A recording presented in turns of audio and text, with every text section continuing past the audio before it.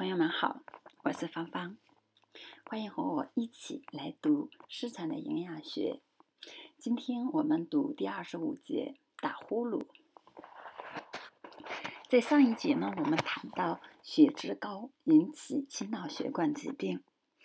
这一节我们会谈高血脂引起生活当中另一个常见的问题，就是打呼噜。医学上呢叫它打鼾。现在打呼噜困扰着许多人，全世界就因为打呼噜，每年都不知道要开多少次国际性会议，研究如何对付打呼噜，如何治疗打呼噜。当然，打呼噜不单是由高血脂引起的，还有其他一些原因也可以引起打呼噜，比如严重的睡眠不足，很多天都没好好的睡一觉了，好不容易可以睡个安稳觉了，这时就容易打呼噜。另外呢，颈椎病、咽喉部的炎症，以及睡觉的时候脖子的位置不合适，导致气道不畅，都可以引起打呼噜。但最常见、最严重的打呼噜呢，是高血脂引起的。打呼噜有不同的级别，一些人的呼噜打的水平不高，时断时续，也不很响。再向前发展，就发展成级别高一些的，呼噜响起，吵得别人不能入睡，甚至把隔壁睡觉的人吵醒。级别再高的，就是那些睡觉时出现呼吸障碍的呼噜人。这些人呢，在睡觉的时候本来呼噜打得挺好的，结果呢突然就停了，连呼吸都停了，憋的，有的人能憋10几秒、几十秒后才有气儿，接着又开始打呼噜。也有的人呢就一直憋着，到第二天早晨都没醒，结果就永远都醒不了了。这是很严重的问题。医学上呢，把这种睡眠状态称为呼吸暂停综合征。有一个朋友有呼吸暂停的问题，但是当时呢，他是希望解决他的肝的问题，并没有提及，所以用营养素1个多月以后，一天聊天的时候，他说起来，他每天都带着呼吸机睡觉。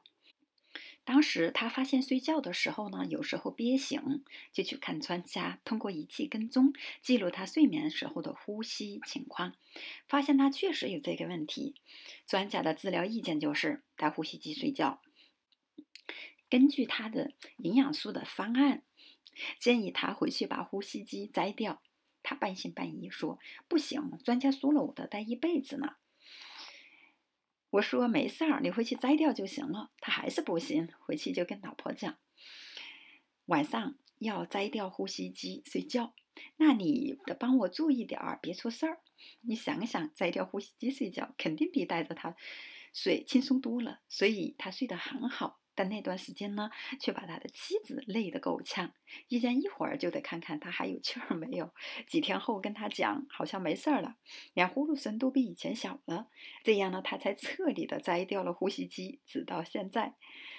在医院里啊，除了建议戴呼吸机，另外常用的治疗手段就是手术切除鼻咽部所谓不正常的组织。其实这样做意义不大，因为打呼噜的根本原因不在那里。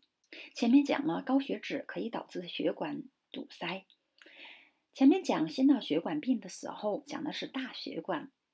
其实高血脂最先引起的是小血管的堵塞，尤其是微循环的堵塞，导致微循环障碍。所以高血脂可以导致全身的症状，比如全身乏力、容易疲劳、疲劳不容易恢复、记忆力减退、注意力不集中、爱睡觉、全身各个器官功能衰退，包括性功能衰退或性欲下降。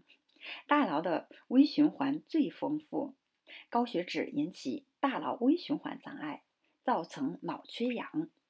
在这种情况下呢，为了让脑细胞获得更多的氧，大脑就给呼吸中枢下指令，让呼吸频率加快，呼吸幅度加大，导致鼻咽部的进气量加大。再严重的，单纯用鼻子呼吸都不够用，只好把嘴也用上。所以你看看那些严重的高血脂病人，不管是睡着还是醒着，都张着嘴呼吸。他醒的时候，你要是跟这种人靠得近一点，可以听见他的呼吸声。就是大口的气流急速冲击他的咽喉部和气管产生的声音。通俗的讲，就是出气呼呼的。等他躺下睡觉的时候，这种大气流会冲击相对松弛的咽喉部而引起震动，就是呼噜。营养素可以很好的改善大脑微循环，所以呼吸暂停会消失，使呼吸会从大变小，从强变弱，最后完全消失。所以在这一小节里，只要谈了3个方面的问题。第一呢，就是打呼噜的原因；第二呢，就是医院是怎么处理的；第三呢，就是营养素怎么处理。